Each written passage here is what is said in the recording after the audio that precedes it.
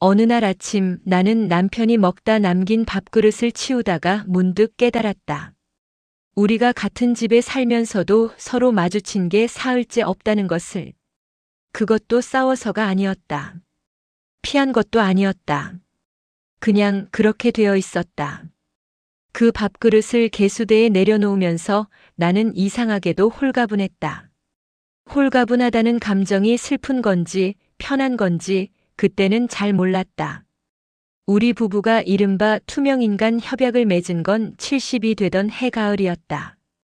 황혼이혼이라는 단어가 텔레비전에서 자꾸 나오던 시절이었다. 변호사니 위자료니 재산 분할이니 복잡하고 피곤한 그 단어들을 들으면서 나는 생각했다. 굳이 그렇게까지 해야 하나? 우리는 그냥 조용히 서로를 건드리지 않기로 했다. 사람들은 황혼이혼을 이야기할 때 꼭 드라마 같은 사건이 있었을 거라 짐작한다. 외도가 있었다거나 폭력이 있었다거나 아니면 돈 문제가 있었다거나. 우리 이야기는 그런 게 없었다. 아무것도 없었다. 오히려 아무것도 없는 것이 문제였다. 45년을 같이 살았는데 어느 순간 보니 우리 사이에 남은 것이 습관밖에 없었다. 같이 밥 먹는 습관, 같이 잠드는 습관, 아침이면 같은 자리에 앉는 습관. 그 습관들이 애정이라고 생각했는데 어느 날 그 안을 들여다보니 껍데기였다. 남편이 먼저 말을 꺼낸 건지 내가 먼저였는지 이제는 정확히 기억이 나지 않는다. 다만 그 대화가 싸움이 아니었다는 것은 분명히 기억한다. 오히려 차분했다. 오랫동안 쌓아온 피로가 한꺼번에 빠져나가는 것 같은 그런 차분함이었다. 우리는 마치 오래된 동업자처럼 조건을 정했다. 아침 식사는 내가 7시, 남편은 9시. 거실 텔레비전은 저녁 6시까지는 내 차례, 그 이후는 남편.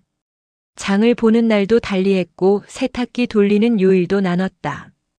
처음 한 달은 어색했다. 아니, 사실 어색하다는 말도 정확하지 않다. 자꾸 뭔가 빠진 것 같은 느낌이랄까. 50년에 가까운 세월 동안 몸에 밴 습관이 쉽게 사라질 리 없었다. 남편이 기침 소리를 내면 반사적으로 물을 가져다 주려다가 멈추고 부엌에서 무언가 끓이다가 두 사람 분량을 만들어 놓고 멈추고. 그런 일이 꽤 반복됐다. 남편도 비슷했을 것이다. 어느 날 아침 거실을 지나다가 그 사람이 텔레비전 리모컨을 집어들다가 시계를 보고 다시 내려놓는 것을 봤다. 4시간이었으니까. 그 장면이 왠지 우스웠다. 70이 넘은 노인 둘이 집안에서 시간표를 지키며 살아가는 꼴이. 근데 웃음이 나면서도 뭔가 가슴 한켠이 서늘했다.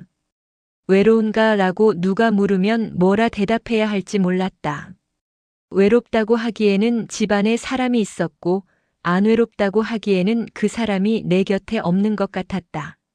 그 같은 공간에 있으되 서로의 삶에 들어가지 않는다는 것이 생각보다 묘한 감각을 만들어냈다. 우리가 이 생활을 시작하게 된 데는 물론 긴 사연이 있다. 45년 결혼 생활이 하루아침에 이렇게 되진 않는다. 신혼 때는 나도 남편을 좋아했다. 말수가 적고 무뚝뚝하지만 믿을 수 있는 사람이라고 생각했다. 그 믿음이 잘못된 건 아니었다. 그 사람은 실제로 믿을 만했다. 다만 믿을 만한 것과 같이 살 만한 것은 다르다는 걸 50년 가까이 지나서야 알았다. 아이들이 어렸을 때는 아이들이 우리 사이를 채워줬다. 아이 성적 걱정, 아이 학원 걱정, 아이 친구 걱정. 그 걱정들을 나누다 보면 하루가 다 갔다. 그런데 아이들이 다 커서 나가고 나니 우리 사이에 남은 공통 화제가 없었다. 밥 먹었느냐, 날씨가 춥다, 옆집에 누가 이사 왔다는 얘기 말고는. 그 대화들이 쌓이고 쌓이다 보니 어느 날부턴가는 그 대화조차 하기가 귀찮아졌다. 남편은 자기 방식이 있는 사람이었다. 내가 다른 방법을 제안하면 들은 척도 안 했다. 집안일에 간섭하지 않는 대신 내 방식도 존중하지 않았다. 그냥 각자 알아서 하는 집이었다. 처음엔 그게 편한 줄 알았다. 오래되고 나니 그게 거리였다. 투명인간 생활이 2달째 접어들 무렵 재미있는 일이 생겼다. 남편이 화분을 들여놓기 시작한 것이다. 처음엔 작은 선인장 하나였는데 어느 날 보니 베란다에 화분이 3개가 됐고 그 다음 주엔 5개가 됐다. 내가 뭐라 하지 않으니 그 사람도 아무 설명이 없었다. 그냥 어느 날부터 베란다가 작은 화원처럼 변해갔다. 나는 그걸 보면서 속으로만 생각했다. 저 사람이 식물을 좋아하는지 몰랐다고. 45년을 살았는데 몰랐던 것이었다. 나는 그 무렵부터 글을 쓰기 시작했다. 일기라고 하기엔 너무 두서없고 소설이라고 하기엔 너무 내 이야기인 글. 남편이 9시에 부엌 글 쓰는 동안 나는 방에서 노트에 뭔가를 적었다. 처음엔 그날 있었던 일을 적다가 나중엔 50년 전 기억을 꺼내 적기 시작했다. 신혼 때 살던 단칸방, 처음 차린 식탁, 아이들이 어렸을 때 마당에서 뛰어놀던 소리. 그 기억들이 글이 되면서 이상하게도 마음이 조금 달라졌다. 아이들은 아무것도 모른다. 큰아이가 명절에 내려왔을 때도, 작은아이가 주말에 들렀을 때도 우리 부부는 식탁에 같이 앉아 밥을 먹었다. 아이들 앞에서만큼은 그랬다. 남편도 나도 그 정도 눈치는 있었다. 아이들이 걱정할 이유가 없었다. 우리가 싸우는 것도 아니고 이혼하는 것도 아니고 그냥 서로 편한 방식으로 살아가고 있을 뿐이니까. 큰아이 며느리가 한 번은 시어머니 표정이 왜 그리 밝냐고 했다는 말을 나중에 큰아이한테 들었다. 그 말이 우스웠다. 내가 밝아진 건지 몰랐는데 남이 보기엔 그렇게 보였던 모양이었다. 따지고 보면 밝아질 만도 했다. 누군가의 눈치를 볼 필요가 없어졌으니까. 밥을 언제 먹든 뭘 먹든 어디를 가든 내 마음대로였다. 이웃들도 물론 모른다. 우리는 아직 같은 주소에 살고 같은 현관문을 쓰고 같은 우편함을 쓴다. 마주치면 인사를 한다. 그 인사가 부부 사이의 인사인지 이웃 사이의 인사인지는 우리 둘밖에 모른다. 투명인간 협약에도 예외가 생기기 시작했다. 처음 예외는 남편이 만들었다. 어느 날 아침 내 식사 시간이 끝나고 한참 지났을 때였는데 부엌 테이블 위에 귤이 2개 놓여 있었다. 분명 아무것도 없던 자리였다. 남편 외에 놓을 사람이 없었다. 나는 그 귤을 먹으면서 아무 말도 안 했다. 다음 날 나는 남편이 좋아하는 호두과자를 한 봉지 사다가 남편 방 앞에 두었다. 그 사람도 아무 말하지 않았다. 우리의 대화 방식이 귤과 호두과자로 바뀐 것이었다. 그것이 웃긴 건지 슬픈 건지 아직도 잘 모르겠다. 다만 그 귤 2개를 먹으면서 나는 뭔가 이상한 것을 느꼈다. 말을 하지 않아도 전달되는 것이 있다는 것을.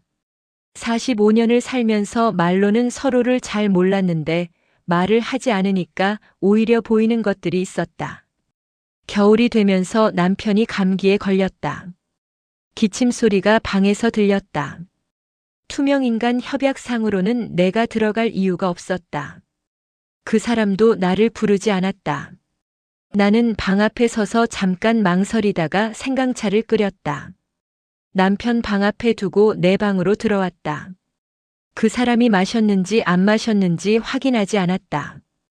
다음 날 아침 보니 컵이 비어 있었다. 그게 다였다. 그런데 그 빈 컵 하나가 그날 내 마음을 얼마나 흔들어 놓았는지. 아무것도 아닌 일인데 마치 오랜만에 편지를 받은 것 같은 느낌이었다. 사람이 참 이상하다 싶었다. 50년을 살면서 그렇게도 지쳐 있었는데 빈 컵 하나에 이렇게 마음이 움직이다니. 봄이 오면서 베란다의 화분이 10개가 넘었다. 남편은 이제 아침마다 물을 주는 사람이 됐다. 나는 그 사람이 식물에 물을 주는 뒷모습을 가끔 부엌에서 바라봤다. 70이 넘은 노인의 뒷모습인데 이상하게도 그 모습이 낯설지 않았다. 45년을 같이 살았으니 낯설 리가 없긴 하지만 그 사람의 뒷모습을 이렇게 한가롭게 바라본 게 언제였는지 기억이 나지 않았다. 나는 그 무렵 글을 이웃 복지관 소식지에 투고하기 시작했다. 노인이 쓴 소소한 생활 글이었는데 반응이 나쁘지 않았다. 편집하는 분이 다음 달에도 써달라고 했다. 누군가가 내 글을 기다린다는 것이 그렇게 설렐 줄 몰랐다. 70이 넘어서 이런 설렘이 생길 줄은 정말 몰랐다. 어느 날 저녁이었다. 내 텔레비전 시간이 끝나고 남편의 시간이 시작되어야 할 때였는데 내가 자리를 비키지 않고 있었다. 다큐멘터리를 보다가 흥미로운 대목에서 딱 멈춰버린 탓이었다. 남편이 거실에 들어왔다가 내가 있는 것을 보고 그냥 옆에 앉았다. 아무 말 없이. 나도 아무 말 안 하고 계속 봤다. 그렇게 우리는 1시간쯤 같이 텔레비전을 봤다. 협약 위반이었다. 둘 다 알고 있었다. 근데 누구도 그 위반을 지적하지 않았다. 프로그램이 끝나자 남편은 조용히 일어나서 방으로 들어갔다. 나는 텔레비전을 껐다. 그날 밤 이상하게도 잠이 잘 왔다. 여름쯤 됐을 때 나는 남편에게 처음으로 글을 보여줬다. 복지관 소식지에 실린 것이었다. 아무 말 없이 테이블 위에 올려놓았다. 남편이 읽었는지 안 읽었는지 그날은 몰랐다. 다음 날 아침 그 소식지가 남편 방으로 들어가 있었다. 그것으로 충분했다. 말이 필요하지 않았다. 아이들이 여름 휴가에 내려왔다. 온 가족이 밥상에 둘러앉았다. 손주들이 떠들고 며느리가 웃고 아들이 이야기를 했다. 남편과 나는 그 소란한 식탁 앞에 나란히 앉아 있었다. 아이들 눈에 우리는 그냥 평범한 노부부였을 것이다. 오래 살아온 티가 나는 말없이도 편한 노부부. 그게 맞는 말이기도 했고 맞지 않는 말이기도 했다. 가을이 왔다. 투명인간 협약을 맺은 지 꼭 1년이 됐다. 우리는 특별히 그것을 기념하지 않았다. 기념할 성질의 것도 아니었다. 다만 그날 저녁 남편이 베란다에서 키운 방울토마토를 그릇에 담아서 부엌 테이블에 올려두었다. 빨갛고 작은 토마토들이 가득 담긴 그릇. 나는 그것을 씻어서 먹었다. 맛이 좋았다. 처음 먹어보는 것도 아닌데 그날따라 맛이 이상하게 좋았다. 그날 저녁 나는 노트에 이렇게 적었다. 45년을 싸우며 살았는데 싸움을 멈추니까 비로소 보이는 것들이 있다고. 그 사람이 식물을 키우는 사람이었다는 것, 귤 2개를 말없이 두고 가는 사람이었다는 것, 내 글을 자기 방에 가져가는 사람이었다는 것. 나는 그 사람을 45년 동안 알면서도 몰랐다. 지금도 우리는 투명인간 협약을 이어가고 있다.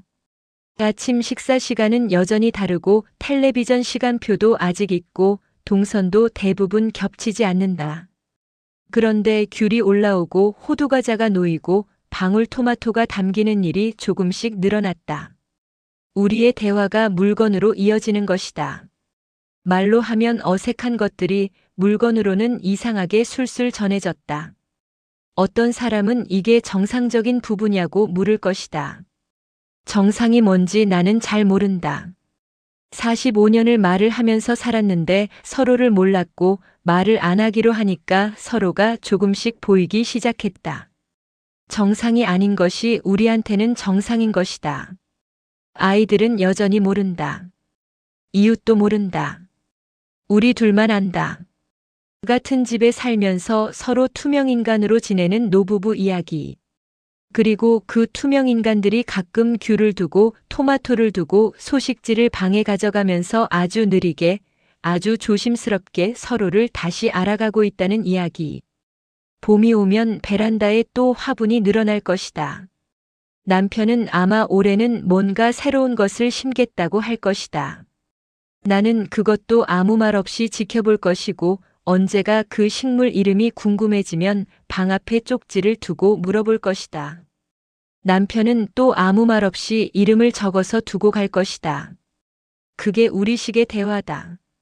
황혼이혼이라는 단어 대신 황혼별거라는 단어도 아닌 뭔가 딱 맞는 이름이 없는 이 생활 방식. 어쩌면 이것도 하나의 사랑의 방식인지 모른다. 소리 없이 투명하게 그래도 같은 지붕 아래서 70이 넘어서 이런 생각을 하게 될 줄 몰랐다. 인생은 참 끝까지 가봐야 아는 것들이 있다.